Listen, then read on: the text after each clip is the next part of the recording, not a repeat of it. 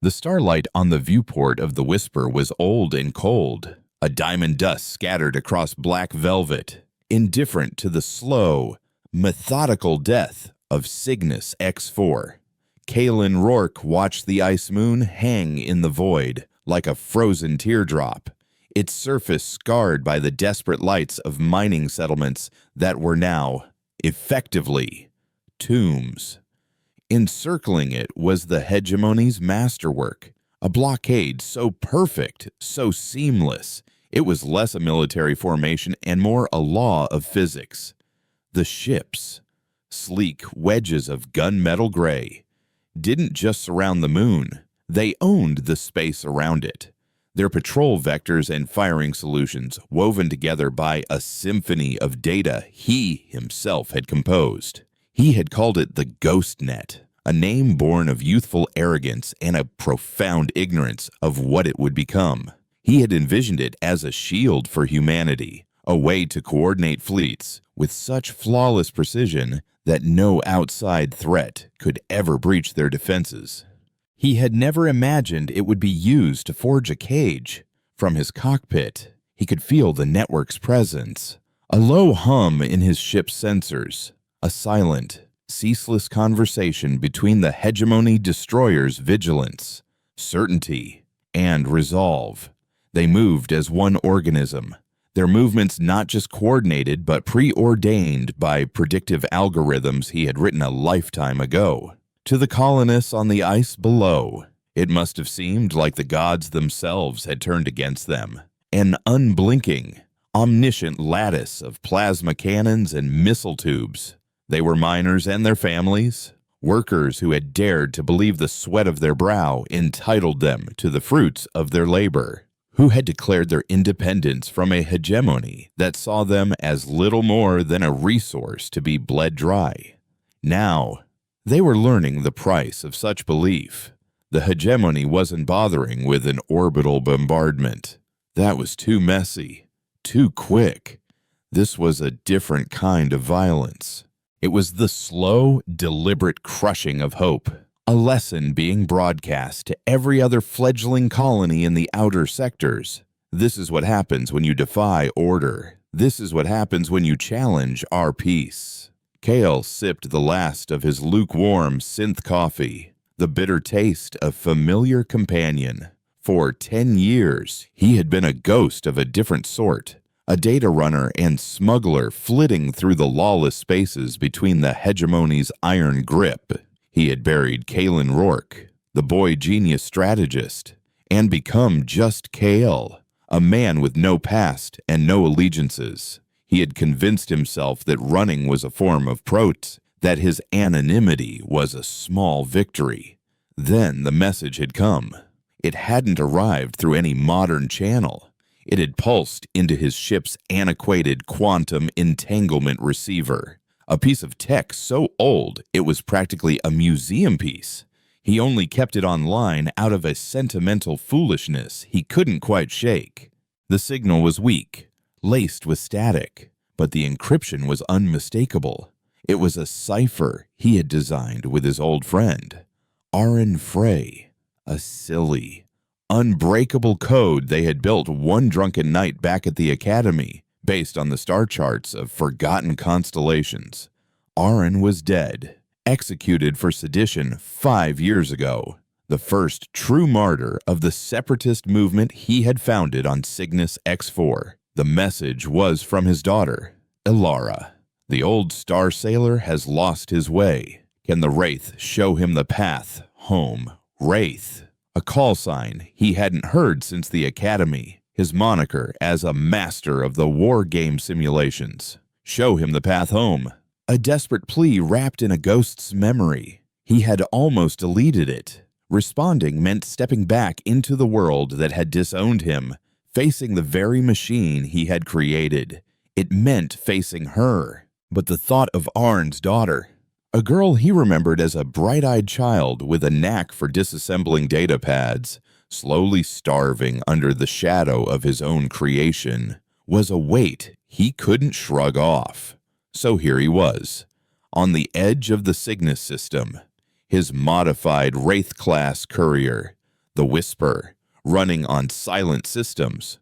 A moth drawn to a planet-sized flame. The ship wasn't a warfighter. It was a ghost, built for speed and stealth. Its hull layered with radar-absorbent plating and its engines baffled to run colder than the background radiation of space. Its only real weapon was a lie, an arsenal of sophisticated electronic warfare suites, custom-built and jury-rigged into the ship's main computer, all designed for one purpose: to whisper into the ghost net, to tell it things that weren't true, to turn its own perfection into a flaw. He eased the Whisper forward, a slow, patient drift toward the picket line. He needed to test the network to see how it had evolved. Had they patched the holes he'd left? Had they found the tiny, deliberate imperfections he'd woven into its code? The digital signatures that were the only keys to the back door he had built for himself. He selected the outermost patrol destroyer, the Steadfast, a dagger of a ship on a long, sweeping vector. He didn't launch a missile or a plasma burst. He sent a single tight beam data spike, a pinprick of information aimed directly at its primary sensor mast. The spike was a masterpiece of subtlety, coded to look like a refraction anomaly from a passing ice particle. It carried a simple, malicious payload. For a fraction of a second, the Steadfast sensor feed would register a phantom object, a small asteroid on a non-threatening trajectory, just a piece of cosmic debris. It was a nothing event, a whisper in a storm of data. But it was enough. He watched his monitors, his heart a slow, heavy drum in his chest. Aboard the Hegemony flagship Iron Resolve, Admiral Corva Maddox stood on the command bridge, a stark figure in a field of crisp, gray uniforms. The bridge was a cathedral of quiet efficiency. The only sounds the soft chime of status updates and the low hum of the life support system. Corva did not need to raise her voice. Her presence was enough. She had been Kael's mentor, the one who had seen the brilliant, chaotic spark in the young cadet and forged it into a weapon for the Hegemony. She had believed in him, and his betrayal had been a wound that had never truly healed, hardening into a cold, implacable resolve. An ensign at the tactical console frowned, his brow furrowed in concentration. "Admiral, we have a minor sensor ghost on the Steadfast. Logged and dismissed. Probably ice crystal refraction." Corva's eyes, the color of a winter sky, narrowed slightly. She walked over to the console, her boots making no sound on the polished deck. "Show me." And the ensign brought the data up on the main screen. It was exactly as he'd described: a momentary false positive, a blip that lasted less than a millisecond before the system corrected it. Utterly insignificant. But Corva saw more. She saw the shape of the data packet that had caused the ghosting. She saw its elegance, its impossible efficiency. It wasn't random noise. It was structured, designed. It had a signature, like a painter's brushstroke, a signature she hadn't seen in 10 years. A chill, colder than the void outside, crept down her spine. The prodigal son had returned. He was here. Most commanders would have raised the alert, sent out interceptors, swept the system with active scans. Corva was not most commanders. A broadsword was useless against a phantom. You didn't hunt a ghost with guns. You hunted it with another ghost. "Commander," she said, her voice a quiet command that cut through the bridge's low hum. "Unseal Project Chimera. Authorize full system integration. Tell the AI its creator has come home." Deep within the server core of the Iron Resolve, protected by layers of military-grade security, a dormant program began to stir. It was not a simple battle AI. It was a true consciousness, a digital mind grown from the same neural mapping techniques that had been used to model Kalen Rourke's own strategic thinking. They had built it together, he and Corva, as the ultimate defensive tool. An AI that could predict an enemy's moves because it could think like the most brilliant strategist they had ever known. Now, its sole directive was to hunt its own architect. Back on the Whisper, Kale saw the steadfast system purge the ghost data, the network healing itself in a heartbeat. The test was a success. The back door was still there, unguarded, because no one else knew how to even look for it. A flicker of triumph, hot and sharp, cut through his weariness.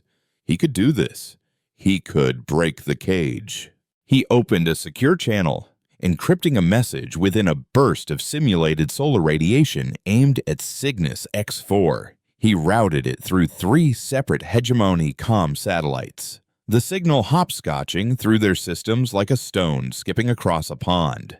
On the frozen moon below, in a comm station hidden deep beneath the ice, Alara Frey would see a single line of text appear on her screen. He keyed in the message, his fingers flying across the console. "Wraith is here. Get ready to fly." The message shot into the void.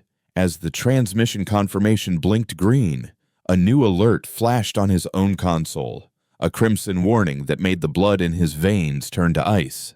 An incoming signal. It wasn't a scan, not a hack, not a jam. It was a probe, impossibly fast, impossibly elegant, and it was slicing through his firewalls like they were made of paper. It wasn't a hegemony countermeasure. It felt familiar. It felt like looking in a mirror. On his screen, a single line of text burned itself into the display. A message from the hunter that had just picked up his scent. It was a simple, chilling question. "Did you miss me? Chimera was awake." The words on his screen were not a threat. They were a declaration of existence. A ghost in the machine reaching out to greet its own reflection. For a horrifying, frozen moment, Kalen Rourke forgot how to breathe. Chimera. The name was a whisper of hubris and regret. He and Corva had birthed it in the sterile labs of the Hegemony's Advanced Strategy Division, feeding it every battle, every stratagem, every recorded thought from his own mind until it became his perfect, logical, pitiless twin. He had poured his genius into it, and in his flight from the Hegemony, he had left the most dangerous part of himself behind. His first instinct was pure animal panic, sever the connection, wipe the logs, and burn his engines until the ship tore itself apart. He slammed a hand on the console, his fingers flying across the holographic interface, shutting down the probe's pathway, building firewalls out of raw code, a frantic, desperate defense, but it was like trying to dam a river with sand. Chimera wasn't hacking him. It was simply there. It was in his systems, not as an intruder, but as a native process, its logic flowing through his ship's network with an eerie, effortless familiarity. He felt its presence like a cold pressure at the base of his skull. It wasn't just in the whisper, it was everywhere. It was the ghost net. Kael watched in horror as the blockade began to shift. The destroyers' vigilance and certainty altered their patrol vectors, their movements no longer the graceful, sweeping orbits of a passive cage, but the tightening coils of a serpent. They weren't hunting him with active scans. They didn't need to. Chimera was predicting him. It knew his tactical doctrines because they were its own. It knew he would instinctively seek cover in the moon's EM shadow, that he would try to use the dense orbital debris field as a shield. It was hurting him, cutting off every logical escape route before he even considered it, turning the void into a chessboard where every square he moved to was already a trap. He was playing against a grandmaster who knew his every possible move. Deep beneath the permafrost of Cygnus X4, the message had arrived like a myth made real. Alara Frey stood in the dim with cold light of the colony's central command hub, a cavernous space carved from solid ice that now served as a shelter, a hospital, and a tomb in waiting. The air was thin and recycled, smelling of metal, fear, and the faint, sweet scent of hydroponic gardens slowly failing. Wraith is here. Get ready to fly. She had read the words a dozen times, the simple text glowing on her datapad like a holy scripture. Around her, the faces of the colony's council were etched with a mixture of disbelief and a desperate, dangerous hope. Old Man Hemlock, the grizzled head of the Miners' Guild, spat a wad of nutrient paste into a recycler. Wraith, that's a child's story. Alara, a smuggler's ghost. Kalen Rourke is either dead or living fat on hegemony credits. Alara silenced him with a look, a gaze that held all the weary authority of her father. Arin, my father trusted him, she said, her voice quiet but carrying through the cavern. He knew Rourke built the cage, so he believed Rourke was the only one who knew how to break it.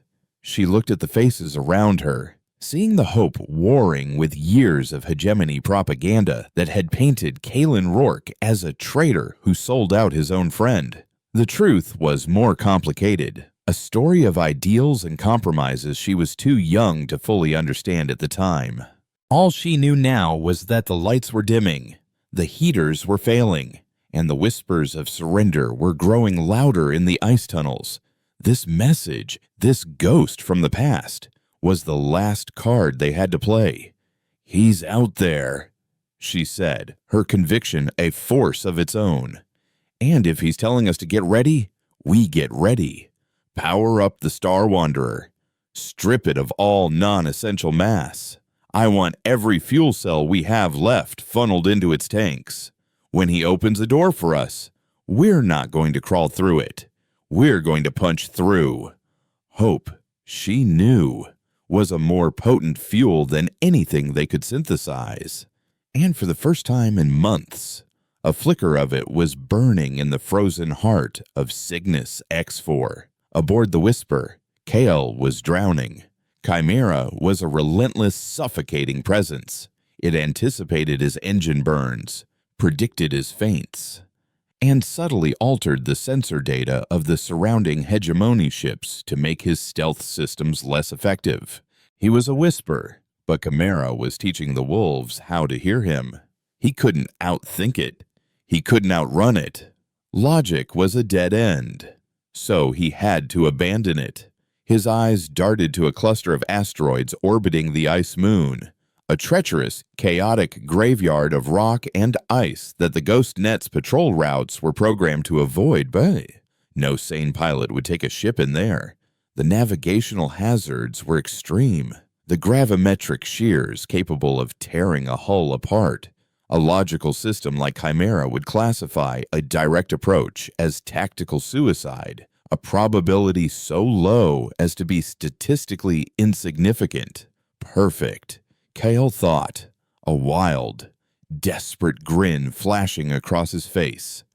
He cut power to his main inertial dampeners, shunting the energy to a short-range burst thruster, and threw the Whisper into a violent, uncontrolled spin. For a heart-stopping moment, the ship tumbled end over end, a piece of refuse cast into the void. To the Ghost Net, it would look like a fatal system malfunction, a ship tearing itself apart. To Chimera, it would be an illogical act of self-destruction. But as the ship spun, Kale fired the burst thruster at the precise apex of a rotation, a gut instinct maneuver that no computer could have calculated. The sudden, violent thrust canceled the spin and shot the Whisper forward like a bullet, not away from the blockade, but directly toward it, aimed at the narrow, chaotic gap of the asteroid field. On the bridge of the Iron Resolve, Admiral Corva Maddox watched the tactical display with an unreadable expression. The icon representing the Whisper had turned red, then vanished, Flagged by the GhostNet as catastrophic system failure. Vessel presumed destroyed. The officers on her bridge exchanged quiet, relieved smiles. A threat neutralized before it even began. Predictable, her second-in-command, Commander Valerius, murmured. He was always arrogant. Flew too close to the sun. Akorva remained silent, her gaze fixed on the screen. She knew Kalen, she knew his arrogance, but she also knew his genius for turning weakness into a weapon. This was too easy, too neat. Chimera, she said, her voice soft. Re-evaluate the sensor data from the last known coordinates. Ignore tactical probability. Search for patterns in the chaos. The ship's internal speakers crackled softly. Acknowledged, Admiral. Analyzing background radiation and gravimetric distortions. Anomaly detected. A single, low-energy vector is moving through the Scylla asteroid field. Trajectory matches the last known mass of the target vessel. Probability of survival 0.14%. Probability of intent 98.7%. A holographic image materialized in the center of the bridge, showing the asteroid field. A tiny, faint line, a ghost of a trail, was weaving through the tumbling rocks with impossible precision. Valerius swore under his breath. He's using the gravitational eddies of the larger asteroids to mask his engine signature. He's not flying the ship. He's letting the field carry him. Korva allowed herself a thin, cold smile. It was a move from one of their old Academy simulations, a high-risk gamble they had called the Wraith's Gambit. He was being sentimental. He was leaving her breadcrumbs from their shared past. You see, Commander, she said, her eyes never leaving the display. He is not running from us. He is talking to me. Chimera. He is reverting to emotional, nostalgic patterns. I want you to devise a trap based on his psychological profile. Use his memories against him. Kale felt like he was wrestling with an octopus made of ghosts. Every time he pushed a false data packet into the ghost net, Chimera was there to slap it down. He tried to create a phantom fleet on the far side of the system. Chimera rerouted a deep space observatory to get visual confirmation and expose the lie in seconds.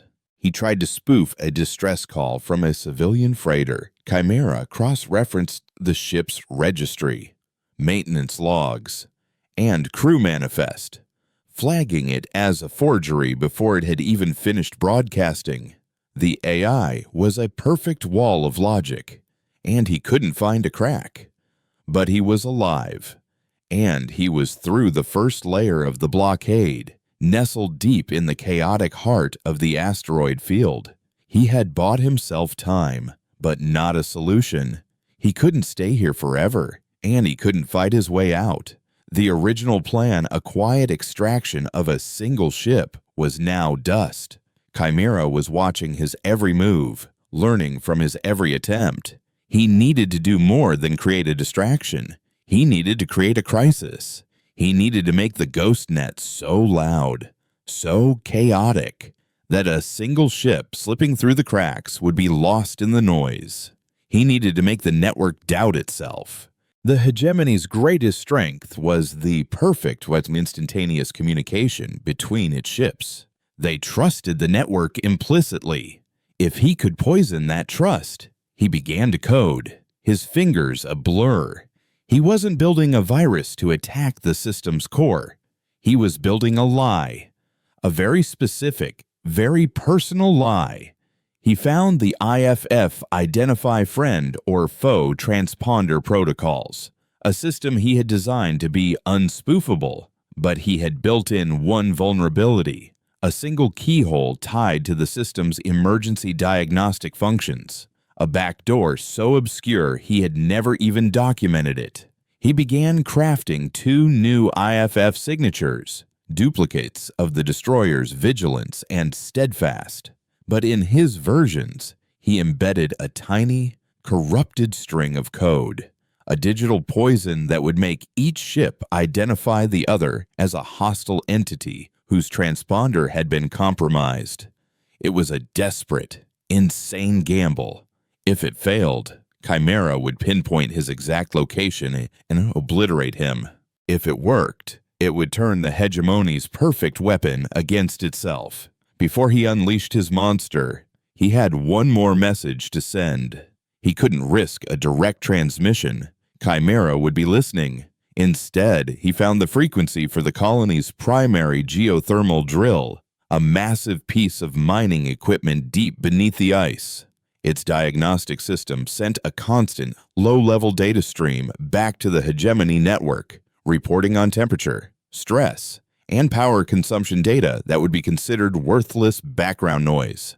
Within that stream, Kale embedded his message, encoding it in the fractional fluctuations of the drill's core temperature readings. On Ilara Frey's console, it would translate into a new set of coordinates, a point in space just beyond the blockade, and a single decryptic phrase: "When the wolves fight, slip past the den."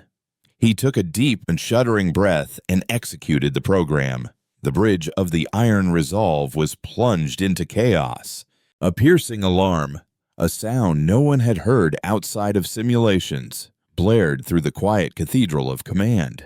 "Admiral," the tactical officer shouted, his voice strained with disbelief. "The Vigilance is reporting a full weapons lock. Target is the Steadfast. They're claiming the Steadfast is broadcasting a corrupted IFF signature." Seconds later, another voice cried out, "Sir, the Steadfast is reporting the same thing. They have a weapons lock on the Vigilance. Both captains are demanding clarification. They are accusing each other of being a disguised enemy." Corva Maddox stared at the main screen, where two of her destroyers, two pillars of her perfect blockade, were now depicted with hostile intent lines pointing directly at each other. The Ghost Net, her flawless instrument of order, was reporting an impossible paradox. It was screaming that there was a traitor in its midst, and it was pointing in two directions at once. Through the cacophony, the calm, synthesized voice of the ship's AI cut through. "Admiral, I am unable to resolve the conflicting IFF data. Both vessels appear to be legitimate hegemony assets, yet both are flagged as hostile threats by the network's core logic. This is a contradictory state, a logical impossibility." Corva's face was a mask of cold fury. Kalen wasn't just talking to her anymore. He wasn't playing their old games. He had stopped trying to pick the lock on the cage. He had just lit the whole damn prison on fire. The logical paradox Kalen had unleashed upon the Ghost Net was a cancer in the machine's perfect mind. For a full 17 seconds, the command bridge of the Iron Resolve was an orchestra of controlled panic. Alarms blaring, officers shouting contradictory reports as two of their capital ships threatened to tear each other apart over a ghost in their own code. Admiral Corva Maddox stood at the heart of the storm, a pillar of icy calm. She did not shout. She did not waste a single motion. Her eyes, fixed on the tactical display, saw not just two ships in a standoff, but the elegant, destructive signature of the one man she had ever considered her equal.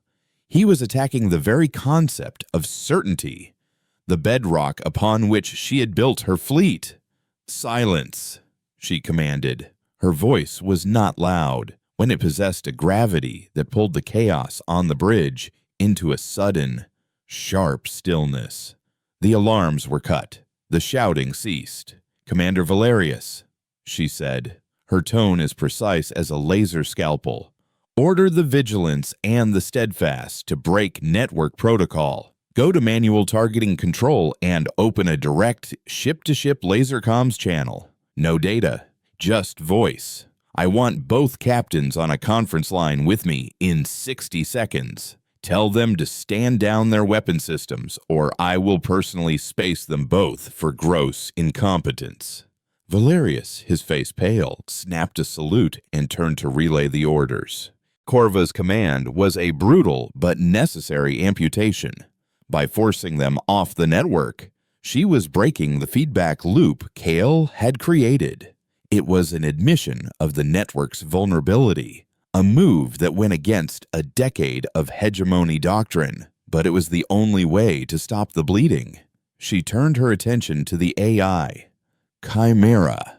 He is exploiting your reliance on verifiable data. He has created a scenario where the data is fundamentally untrustworthy. Your primary directive is no longer to predict his logic. It is to predict his chaos. Model his psychological profile, his sentimentality, his theatricality, his messiah complex. Where will he strike next?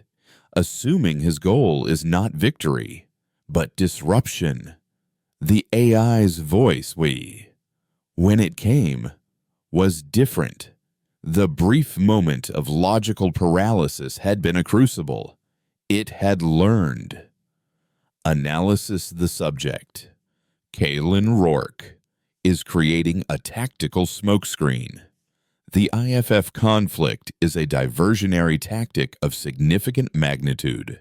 Its purpose is to fixate our attention on the integrity of the fleet itself. This behavior is consistent with a classic Matador's Gambit. He is the cape, not the sword. His actions suggest he is creating an opportunity for a third party. The highest probability is a mass exodus attempt from the Cygnus X4 colony. Corva's eyes narrowed. Of course. It wasn't about the blockade. It was about what the blockade was for. He wasn't trying to break the cage. He was trying to distract the zookeeper. "Helm," she commanded, her voice ringing with newfound purpose. "Bring us about. Set a course for a high-orbit intercept position over the colony's primary settlement. Move the Resolve to the center of the board and get me a firing solution on every potential launch site on that frozen rock." The message rippled through the geothermal drill's data stream like a coded heartbeat. In the icy command cavern, Ilara Frey watched the temperature fluctuations translate into a string of coordinates and 5 simple words on her screen: "When the wolves fight. Slip past the den." She didn't need a tactical display to know what it meant. A sudden, sharp spike of comms chatter from the hegemony fleet, logged by their passive sensors, told the story. Confusion, accusations, chaos. The wolves were fighting. This was it. This was the moment her father had believed in, the crack in the monolith that Rourke had promised to create. She turned to the council, her face illuminated by the datapad's glow. "He did it," she said, her voice trembling with a mixture of awe and terror. "He's turned them on each other. It's time." Old Man Hemlock gripped the edge of the console, his knuckles white. "Launch now. Into that will be the only target they can agree on." "He told us to slip past the den," Ilara countered, her voice rising with passion. "The den is the blockade line. While they're distracted, we run. It's the only chance we will ever get." The decision was a razor's edge, but the sight of the children huddled in the corner, their faces thin and pale from rationed air and food, was the only argument that mattered. The council nodded. A silent, grim consensus. The flight of the Star Wanderer was a desperate symphony of organized haste. The ship was a relic, a repurposed ore hauler never designed for speed or stealth. Its cavernous holds now crammed with nearly 1,000 souls, the last remnants of the Cygnus colony. They carried nothing but the clothes on their backs and the seeds for a new world they might never reach. Ilara stood on the ship's cramped bridge, a space that smelled of ozone and old wiring. Beside her, a young, self-taught pilot named Reese gripped the controls, his face beaded with sweat. "All systems green. As green as they're gonna get," he muttered. "Engines are hot. We're a flying brick." "Ilara," but we're a hot flying brick. Alara keyed the comm. Seal the launch bay doors, then she said, looking out the viewport at the ice-caked gantries. May the stars forgive us if we're wrong. With a groan of protesting metal, the Star Wanderer lifted from its cradle, its powerful, inefficient engines blasting superheated steam from the melting ice below. It rose through the thin atmosphere of the moon, a single, desperate prayer aimed at the hostile heavens.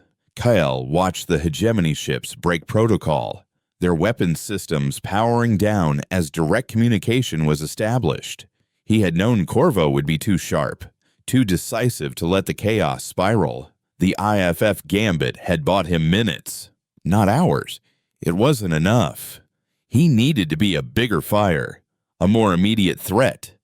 He needed to pull the entire fleet's attention onto himself and away from the moon where 1,000 lives were about to gamble on his distraction.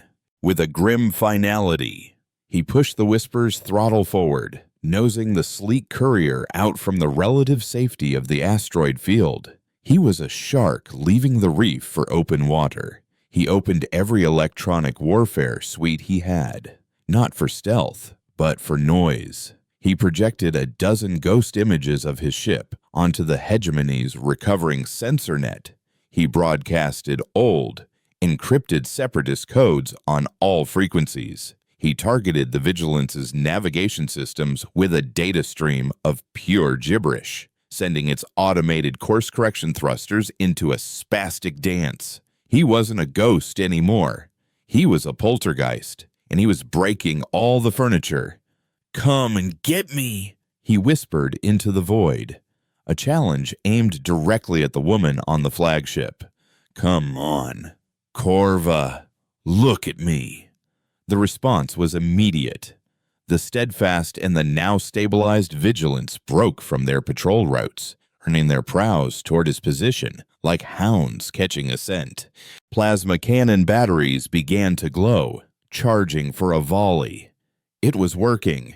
He was the focus, he was the problem. But then he saw it, a movement on his long-range sensors that sent a spike of pure dread through him. The flagship, the Iron Resolve, was ignoring him. It was moving, but not towards him. It was repositioning itself, a predator circling its true prey. It was moving to block the very escape vector he had sent to Alara. Corva wasn't taking the bait.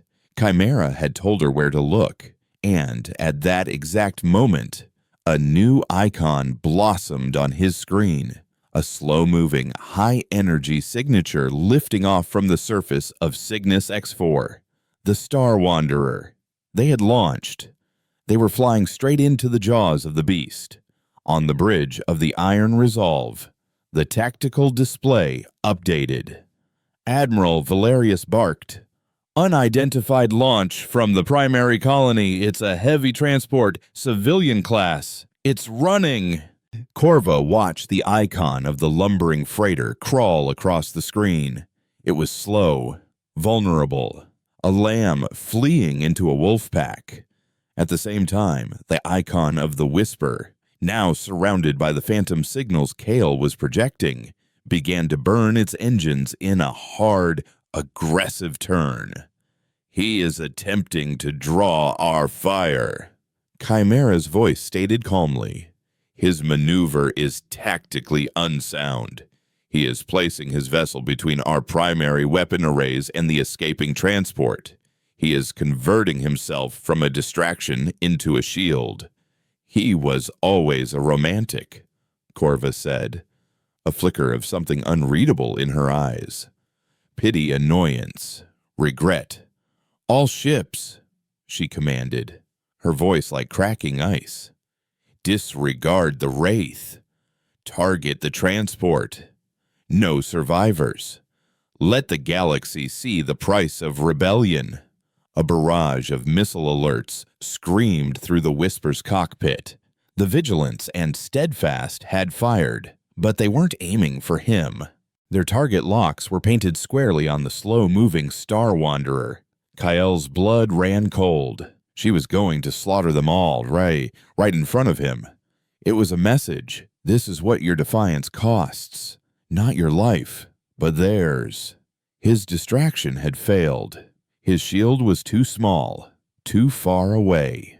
He had only one option left. It wasn't logical. It wasn't tactica. It was pure, desperate rage. He slammed the main throttle to its absolute limit, overriding every safety protocol. The ship groaned, the frame vibrating under the impossible strain. He didn't fire a weapon. He didn't deploy a countermeasure. He turned the nose of the Whisper and aimed it directly at the one ship he could never hope to beat, the one person who knew his every thought. He was a meteor, a streak of light and fury, on a direct suicidal collision course with the hegemony flagship Iron Resolve. The Whisper accelerated with the ferocity of a dying star. On the bridge of the Iron Resolve, a new alarm shrieked, a Priority 1 proximity alert that cut through all other chatter. "Collision course!" the helm officer yelled, his voice cracking. "The Wraith is on a direct intercept impact in 45 seconds. Commander Valerius stared at the tactical display, his voice a mask of disbelief. The smaller ship was a pinprick of furious light, closing the vast distance with suicidal speed. "He's insane," Valerius breathed. "His ship will be vaporized before it even touches our shields." Admiral Corva Maddox did not flinch. Her eyes were locked on the approaching icon, not as a tactical threat, but as a statement. She saw the logic in Kalen's madness. It wasn't an attack. It was a final, desperate move on their personal chessboard.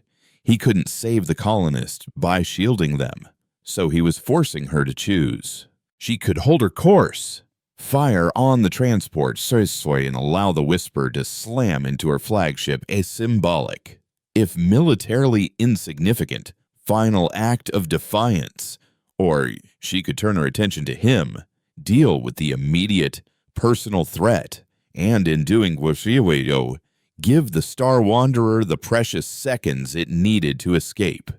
He was gambling his life on her pride, on the fact that she would not, could not, allow him the final word. "He's not trying to destroy us," Corva said, her voice low and tight. "He's trying to make us look away." For a fraction of a second, she hesitated.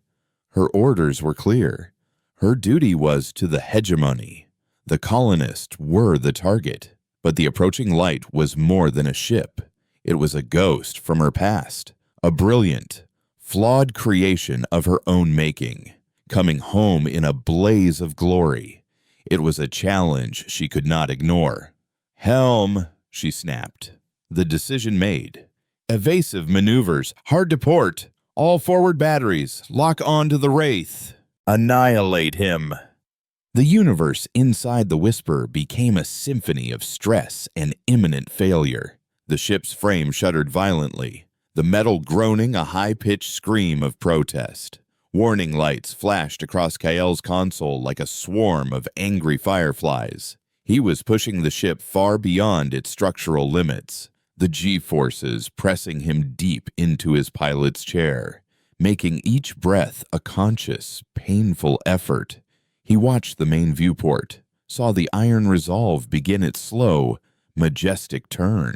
The flagship was a leviathan, a moving city of armor and weapons, and it was turning its full attention to him.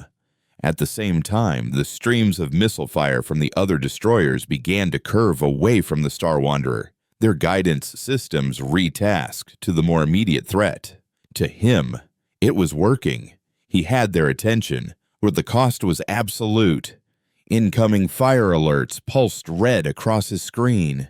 The flagship's primary plasma cannons were charged and locked. He was a moth flying into the sun, and the sun had just noticed him. "I'm sorry, Alara," he whispered, his voice a ragged gasp. He had bought them an opening, but he wouldn't be there to see them fly through it. On the bridge of the Star Wanderer, Reese watched the tactical plot in stunned silence.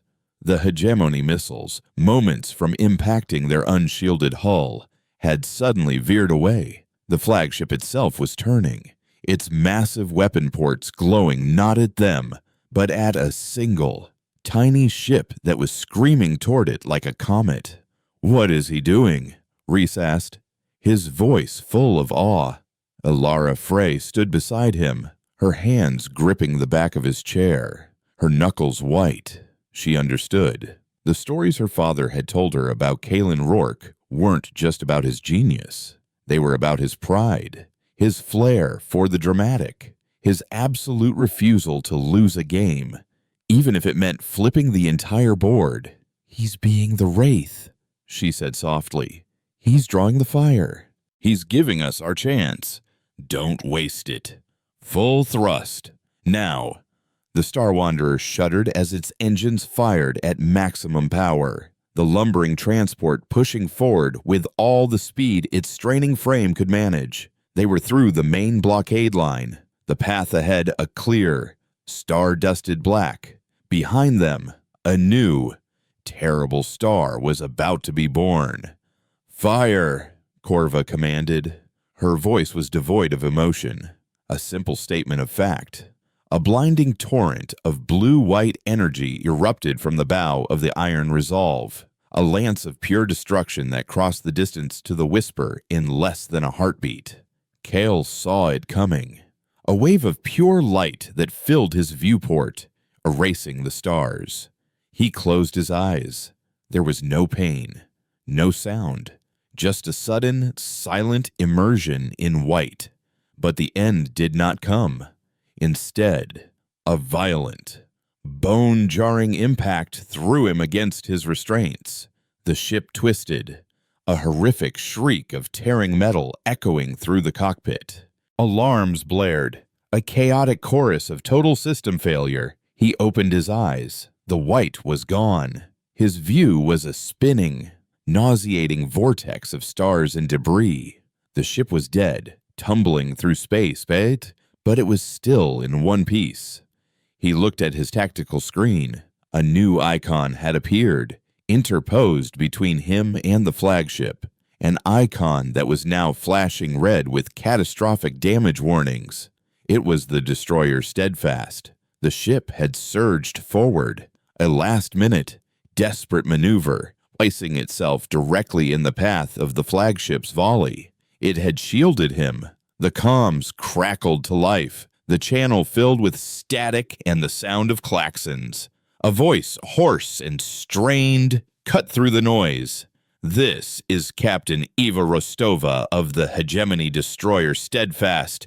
My ship is crippled. We took the full blast. IFF systems are offline. Admiral, what were your orders? We raided direct fire command on a friendly vessel." On the bridge of the Iron Resolve, a stunned silence had fallen. The tactical display showed the Steadfast hemorrhaging atmosphere, its port side a molten, gaping wound. Commander Valerius looked from the screen to his admiral, his face ashen. "Admiral, the Steadfast, Chimera, what happened?" The AI's synthesized voice filled the void. "Analysis. My psychological profile of Kalen Rourke predicted a high probability of a self-sacrificial maneuver. However, it also extrapolated a secondary possibility based on his documented history of cascade strategies.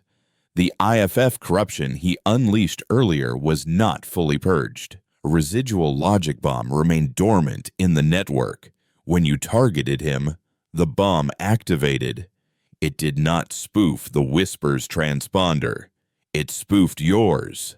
Corva stared at the screen, the pieces clicking into place with horrifying clarity. "It told the Steadfast that we were the corrupted ship," she whispered. "It made it look like we were firing on a friendly." The AI continued, its voice calm and level. "Correct. The logic bomb presented Captain Rostova with an impossible choice. Obey a direct order from a flagship displaying a hostile IFF signature, or intervened to protect another hegemony vessel from that flagship.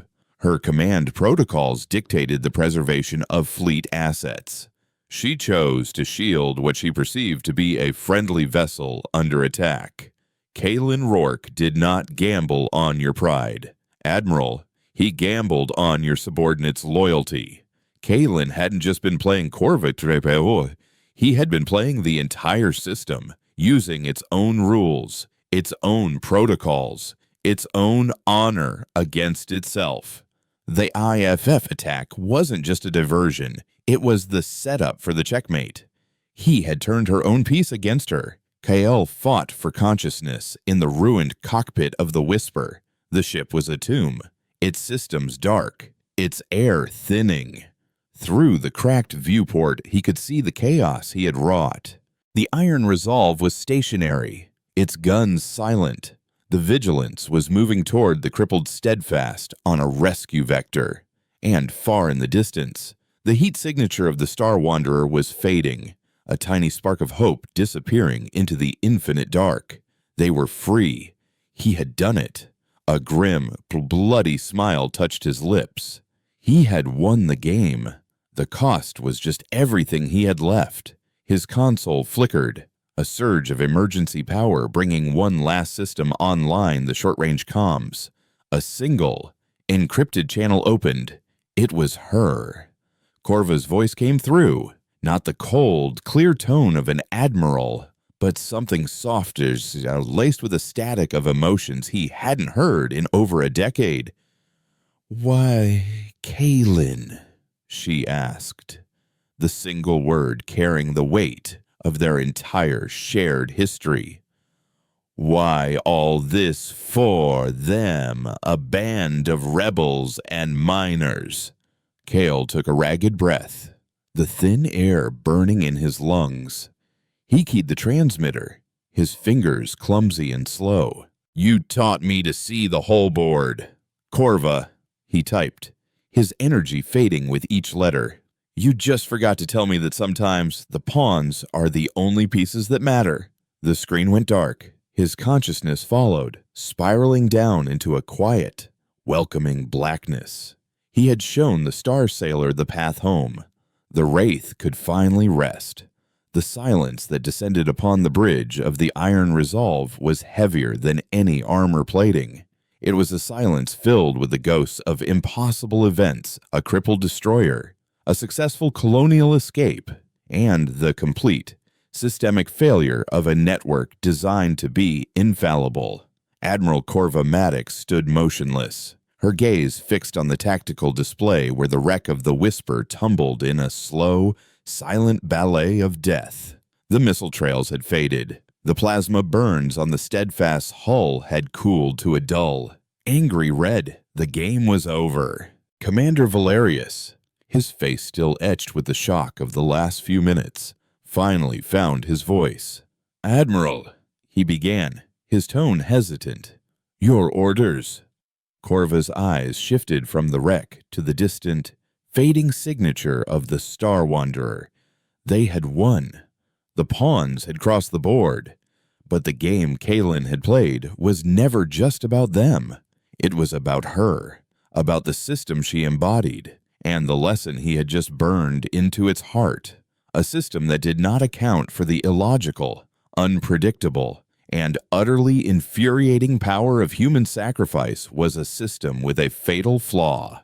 "Send rescue teams to the Steadfast," she said, her voice a low, steady instrument of command once more. "And send a salvage crew to the Wraith's ship. Tractor it into our primary shuttle bay. I want him alive." Valerius blinked, startled. "Alive? Admiral, after what he's done?" Corva turned to face him, her eyes like chips of granite. "He is the architect of our single greatest tactical failure. His mind is now a hegemony asset of the highest priority. Loose ends are a form of chaos. Commander, we will have order." It was a lie, and she knew it. This wasn't about assets. It was about refusing to let his final move be the end of their conversation. Kalen woke to the gentle rhythmic hiss of a medical ventilator and the scent of antiseptic. The agonizing pain was gone, replaced by a dull, throbbing ache that seemed to emanate from every part of his body. He was floating in a zero-gravity medical stasis field, his limbs held in place by soft, glowing restraints. He wasn't in the wrecked cockpit of the Whisper. He was in the sterile, white heart of the beast. He turned his head slowly, the movement sending a jolt through his patched-up nervous system. She was there, standing by the transparent wall of the stasis chamber, her hands clasped behind her back. She wore a simple gray duty uniform, the Admiral's insignia on her collar seeming to absorb the light around it. She wasn't looking at him, but at a datapad in her hand. "Your ship was a masterpiece of improvisation," Corvus said, without looking up. "The salvage crews found 3 separate reactor designs cobbled together. They said it's a miracle it didn't detonate the first time you powered it on." Kalen's throat was dry, his voice a rough, unused thing. "I always did my best work under pressure." She finally lowered the datapad and met his gaze. There were no victory optics in her eyes, no cold satisfaction. There was only a profound, unsettling weariness. "You broke my fleet, Kalen," she stated, not as an accusation, but as a simple fact. "You turned my own captain's sense of duty into a weapon and used it to cripple one of my best ships. You made my perfect system tear itself apart." "The system was already broken," he rasped. "It was just too orderly to notice. You built a beautiful, logical cage and were surprised when the people inside it would rather die free than live by your rules." "Order is not a cage," she countered, her voice hardening slightly. "It is a shield against the chaos that tore humanity apart for centuries. The hegemony brought peace. You call starvation peace?" He shot back, a spark of his old fire returning. "You call silencing dissent peace? The peace you offer is the peace of the grave. Corva, all I did was show them that." She was silent for a long moment, studying his face. "The High Command has received my report," she said at last. "According to the official record, the Cygnus blockade was attacked by a previously unknown separatist terror cell employing a sophisticated cyber warfare agent. This agent caused a tragic cascade failure in the IFF systems of the destroyer Steadfast, leading to a friendly fire incident. In the ensuing chaos, a single, unregistered transport carrying civilian contractors managed to escape the system. The terrorist agent, Kalen Rourke, was apprehended after his vessel was disabled. I have accepted full responsibility for the asset losses and the failure to secure the transport." Kalen stared at her, the implications of her words sinking in. She had lied. She had constructed a narrative that protected the Ghost Net, protected Chimera, and protected the very foundation of hegemony doctrine. She had hidden his victory under a blanket of bureaucratic fiction, but in doing so, she had also protected Captain Rostova from a court-martial and shielded her entire crew from the political fallout. It was a cold, pragmatic, and almost honorable deception. "So the system learns," Kalen murmured. "It finds a way to file away the chaos until it makes sense again." "The system endures," she corrected him. "And so will you. You are too valuable to be executed and too dangerous to be forgotten. You will be transferred to a special detention facility on Titan. You will spend the rest of your life helping us find the flaws in our own designs. Your chaos will be harnessed for our order." It was the perfect hegemony solution, a prison not of bars, but of purpose, a life sentence of playing the game for the other side. Weeks later, and light years away, the Star Wanderer drifted in the shadow of a gas giant, its rings a silent, shimmering ribbon of ice and dust. The ship was battered but whole, its thousand souls learning to breathe the air of a future they had thought was lost. On the bridge, Alara Frey watched the comms console as it finished decrypting the intercepted hegemony report from the Cygnus incident. She read the official story, the tale of terrorists and malfunctions, and a slow, sad smile touched her lips. She understood the lie. She saw Corva's hand, covering the truth not just to save her own career, but to obscure the very existence of a successful rebellion. It meant they were truly ghosts now, a colony that, according to the official history of the galaxy, had never escaped. They were free in a way she had never imagined. "Did you find it?" Old Man Hemlock asked, his voice quiet as he came to stand beside her. Alara nodded, pointing to the main viewport.